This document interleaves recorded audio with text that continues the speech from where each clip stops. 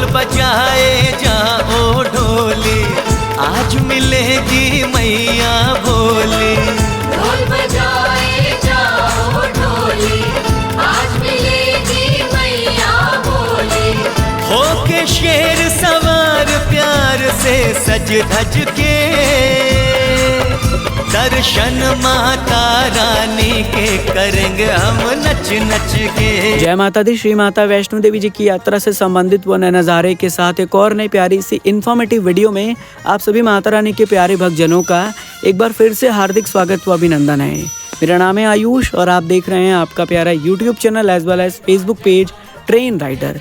इस नए वीडियो में हम आप सभी को घर बैठे माता रानी जी की यात्रा से नए दर्शन कराने के साथ साथ माँ भगवती जी की यात्रा से संबंधित इस समय कुछ नई महत्वपूर्ण जानकारी, जैसे इस समय माता रानी के दरबार में क्या कुछ बड़ा बदलाव है, इसके साथ साथ यात्रा कैसी चल रही है, मौसम क्या क्या अपडेट है, साथ ही साथ नवरात्रि अपडेट से क्या जुड़ा हुआ बदलाव निकल कर आ रहा है, ऐसे तमाम प्रकार की महत्वपूर्ण जानकारी आप सभी से साझा करने वाले हैं। तो आप सभी श्रद्धालुओं से हाथ जोड़कर अनुरोध है कि वीडियो को अंत तक पूरा देखने के साथ इसे ज़्यादा से ज़्यादा अपने सोशल मीडियाज़ पर शेयर करिएगा ताकि और भक्तों तक एक सही जानकारी आप सब पहुंचा पाएँ। इस वीडियो की शुरुआत हो रही है पवित्र पावन माता रानी जी की यात्रा ट्रैक से, जहां पर आप सबसे पहले श्रद्धालुओं का चहल पहल देख पा रहे होंगे। लगातार श्रद्धालु माँ भगवती जी का जयकारा लगाते हुए माता रानी जी के दरबार की ओर प्रस्थान कर रहे हैं। उनके मन में एक अलग ही उमंग उत्साह बना हुआ है। आप सब वीडियो भी देख पा रहे होंगे और इस वीडियो को देखने के बाद अपने मन में पूरी तरीके से मोटिवेशन बनाकर रखिएगा। किसी प्रकार से भय मत लाइएगा, डरिएगा नहीं, घबराइएगा नहीं और ऐसा बिल्कुल ना सोचिएगा कि माता रानी जी की यात्रा सेफ है कि नहीं।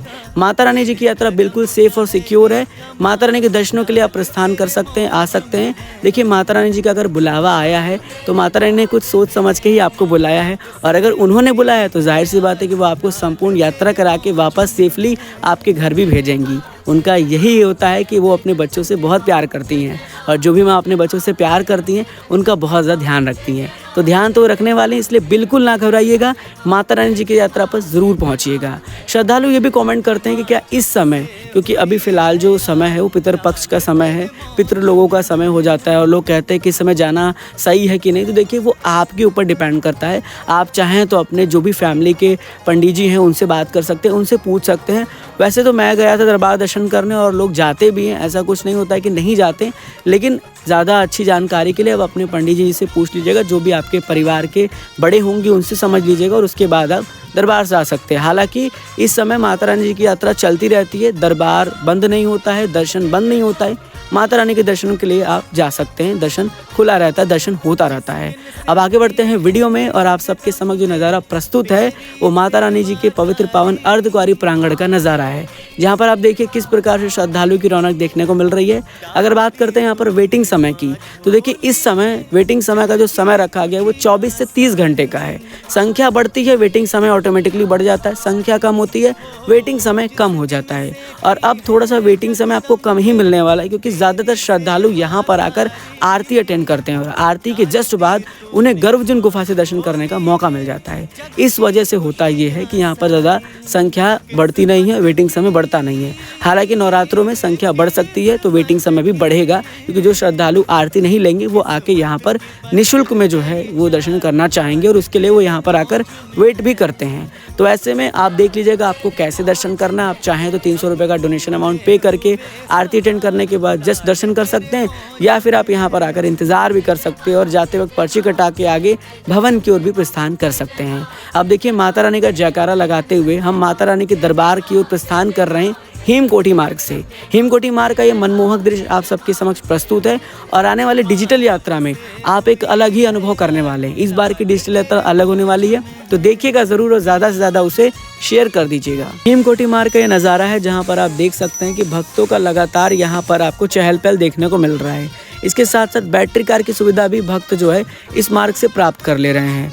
और नवरात्रि से जुड़ी सबसे बड़ी अपडेट यही है कि इस मार्ग पर आप देख रहे हैं कि पेंटिंग के कार्य चल रहे हैं। जगह जगह पर जो भी ये यहाँ पर शेल्टर शीट लगाए गए उन्हें पेंट किया जा रहा है। भवन पर भी मैंने कई जगह देखा है जहाँ पेंटिंग के कार्य चल रहे हैं, अलग अलग तरीके से जो है वो पेंटिंग हो रहे हैं। तो नवरात्रि का जो सजावट का अपडेट है उसमें यही है कि पेंटिंग के कार्य शुरू हो चुके हैं। पेंटिंग हर जगह पर हो रहा है और आने वाले समय में जल्द ही नवरात्रि की सजावट की शुरुआत होगी, तो वीडियो के माध्यम से हम आपको अपडेट कर देंगे। इसके साथ साथ आपको बता दें कि देखिए, अगर आप इस मार्ग से आगे बढ़ते हैं तो ध्यान रखिएगा कि होता क्या है कि जब वेदर ख़राब होता है तो कभी कभी ना इस मार्ग को श्रद्धालुओं के लिए बंद कर दिया जाता है। अब मार्ग बंद होता है तो बैटरी कार भी नहीं मिलता है, इस बात का भी थोड़ा खास ख्याल रखिएगा। और जहाँ पर ऐसा लिखा गया है कि यहाँ पर पत्थर सरकने की संभावना है, वहाँ बिल्कुल ना रुकिएगा, आप आगे बढ़ते रहिएगा। समय समय पर इस पर कार्य होता है जिस पे पत्थर को सेट किया जाता है, तो उस समय क्या होता है कि कुछ समय के लिए हिमकोटि मार्ग पर श्रद्धालु को रोक दिया जाता है। वहाँ पर थोड़ा सा आप रुक के इंतजार कर लें, जल्दी जल्दी ये ना करें कि नहीं आपको आगे बढ़ना है, जिससे कि आपको प्रॉब्लम ना हो। तो इसीलिए इस बात का भी बहुत ज़्यादा खास ख्याल रखिएगा। अब माता रानी जी का नाम लेकर हम माता रानी के भवन में पहुंच चुके हैं और आप सभी माता रानी के प्यारे भक्तजनों का माता रानी जी के पवित्र पावन दरबार में हार्दिक स्वागत व अभिनंदन है। घर बैठे आप सबसे पहले माता रानी के दरबार के दर्शन करिए। भवन के सुंदर नज़ारे आप सबके समक्ष मौजूद हैं, तो आप सबका कर्तव्य होना चाहिए कि कमेंट में जय माता दी के साथ अपने जाने की डेट ज़रूर से हम तक साझा कर दीजिएगा। और जय माता दी लिखते हैं तो आपकी हाजिरी भी माता रानी के श्री चरणों में लग जाती है। अब आप देख सकते हैं कि भवन पर कुछ इस तरह का नज़ारा हमें देखने को मिल जाता है। हालांकि इस समय संख्या थोड़ी सी डाउन होती रहती है, बढ़ती रहती है, तो आप बिल्कुल भी घबराइएगा नहीं, निश्चिंत होकर माता रानी के दरबार जाइएगा, कोई दिक्कत परेशानी की बात नहीं है। यहाँ पर एक नया बड़ा अपडेट ये किया गया है कि जगह जगह पर ना लोगों को नोटिफाई किया जा रहा है, लोगों को बताया जा रहा है नोटिफिकेशन की तरफ से। एक जो है यहाँ पर आप देख सकते हैं कि दीवारों पर लिखा गया है कि अगर आप यज्ञशाला में हवन पूजन कराना चाहते हैं तो उसके लिए आपको कुछ अमाउंट्स पे करना होगा। डोनेशन अमाउंट 11,000 का, जिसमें आप शामिल होकर हवन पूजन करा सकते हैं। टाइमिंग्स आपके स्क्रीन पर आप देख सकते हैं, टाइमिंग्स लिखा गया है और कब से कब तक है, कौन से डे में है, सब कुछ यहाँ पर मेंशन है। और विदाउट आप यज्ञशाला में शामिल होकर पूजा कराना चाहते हैं तो उसका कॉस्ट भी यहाँ पर मेंशन किया गया है। एक डोनेशन अमाउंट पे करके आप जो है वो इसे अटेंड कर सकते हैं, तो ये भी बहुत बड़ा अपडेट है। अब एक और बड़ा अपडेट आपके लिए ये है कि दुर्गा भवन में अपना इलेक्ट्रॉनिक डिवाइस आप सबमिट कर सकते हैं। जैसे आपका मोबाइल फ़ोन हुआ, स्मार्ट वॉच हुआ, एयरपॉड्स हुआ, किसी प्रकार से कोई इलेक्ट्रॉनिक डिवाइस आपके पास है तो आप दुर्गा भवन के लॉकर में जाकर जमा कर सकते हैं। हालांकि यहाँ पर बैग नहीं जमा होता है, सिर्फ इलेक्ट्रॉनिक डिवाइस जमा होता है। और अभी नवरात्रों तक ये फ्री ऑफ कॉस्ट है। नवरात्रों के बाद इसमें कुछ कॉस्ट आपको पे करना पड़ेगा, क्योंकि श्रद्धालु पिछले टाइम पूछ रहे थे कि क्या कॉस्ट पे करना पड़ेगा। तो अभी फ़िलहाल ये फ्री ऑफ कॉस्ट है, लेकिन नवरात्रों के बाद से इसमें जो है वो कुछ कॉस्ट पे करके आप अपना सामान रख पाएंगे। तो इस बात का बहुत ज़्यादा खास ख्याल रखिएगा। साथ ही साथ माता रानी जी के दर्शन करके यहाँ तक की जानकारी आप तक हमने साझा कर दिया और अब हम पहुँच चुके हैं भैरव घाटी में। भैरव घाटी का नज़ारा आप सबके समक्ष मौजूद है, जहाँ पर आप देखिए किस प्रकार का मनमोहक दृश्य देखने को मिल रहा है। इसी तरह से मौसम परिवर्तन होता रहता है। आपने यात्रा ट्रैक का वेदर देखा, अर्धकुंवारी पर वेदर देखा, भवन का वेदर देखा, अब आप भैरव घाटी में वेदर देख रहे हैं, पूरा धुंध छाया हुआ है। तो ऐसे में वेदर की जानकारियों से शुरुआत करेंगे हम, रेलेवेंट जानकारी की। सबसे पहले वेदर में यही अपडेट होता है कि वेदर की एक कंफर्मेशन जानकारी कोई भी आपसे शेयर नहीं कर सकता। मैं हर वीडियो में आपको बताता हूँ और मैं गलत नहीं बताता हूँ, ये आपको भी पता है अगर आपने दरबार में जाकर एक्सपीरियंस किया होगा। अगर मैं गलत हूँ तो आप मुझे कमेंट करके बता सकते हैं, लेकिन मुझे नहीं लगता कि मैं गलत आपको जानकारी दे रहा हूँ। वेदर वहाँ पर चंद मिनटों में बदलता रहता है, आपने खुद ही नोटिस किया होगा वीडियो में। इसीलिए मैं आपसे सिर्फ इतना कहता हूँ कि अपने साथ सेफ्टी मेजर जैसे गर्म कपड़ा, रेनकोट, अम्ब्रेला रख के ले जाइएगा। कब वेदर चेंज हो जाए, कब वहाँ पे ठंड लगने लगे, आपको पता ही नहीं चलेगा। अगर आप सोच रहे हैं कि आप गर्म कपड़ा या कुछ भी लेके नहीं जाएंगे और रात आप स्टे करेंगे, रात में आपको डेफिनेटली ठंड लगेगा। रात में लोगों ने कम्बल लेकर वहाँ पर स्टे किया होता है, तो ऐसे में बेहतर ये है कि अपने साथ गर्म कपड़ा भी रख लीजिएगा। आप सोच रहे हैं कि बारिश नहीं होगी, लेकिन इस तरह के बादल आ जाए और अचानक से बारिश होने लगे, फिर आपको प्रॉब्लम होगा। तो बेहतर ये है कि अपने साथ आप रख लीजिए रेनकोट, जिससे कि आप प्रोटेक्ट रहें।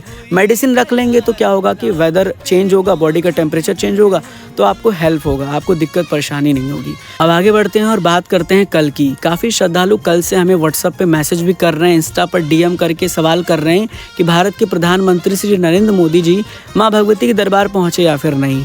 दरअसल होता क्या है ना, श्रद्धालु कहीं और से कोई भी जानकारी प्राप्त करके आते हैं और हमें मैसेज करके कंफर्मेशन लेते हैं कि सही जानकारी है या फिर नहीं। अब हमारा तो कर्तव्य बनता है कि आप सब तक एक सही और एक रिलेवेंट जानकारी शेयर की जाए।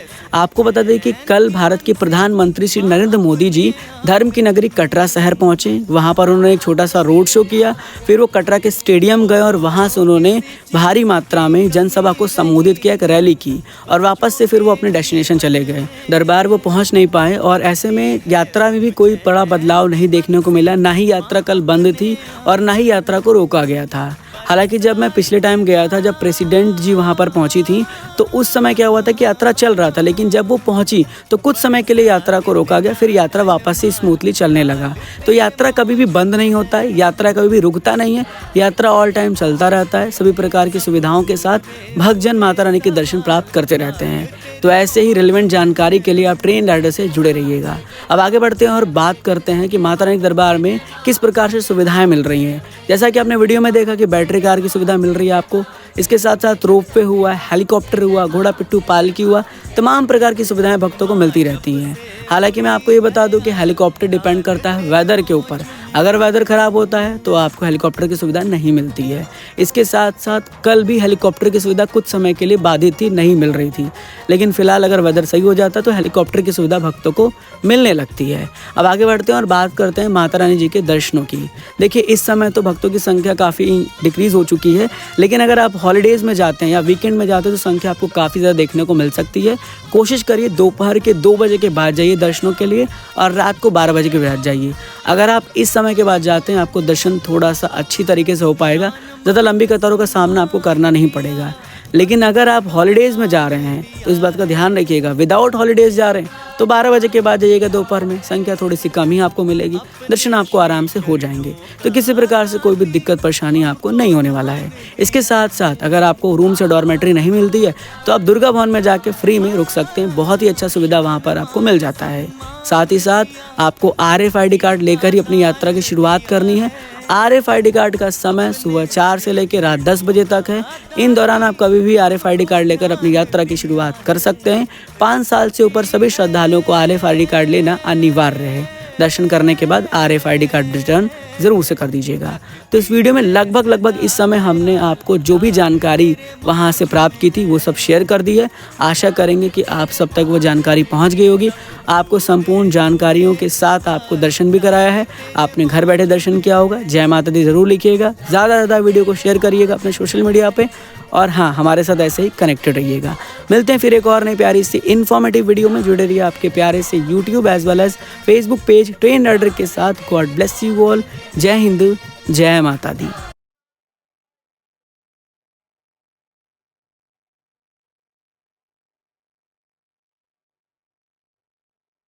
तूने सारी दुनिया पे मेरे कर दी, आई साडी बारी तो तू देर कर दी। तूने सारी दुनिया पे मेरे कर दी, आई साडी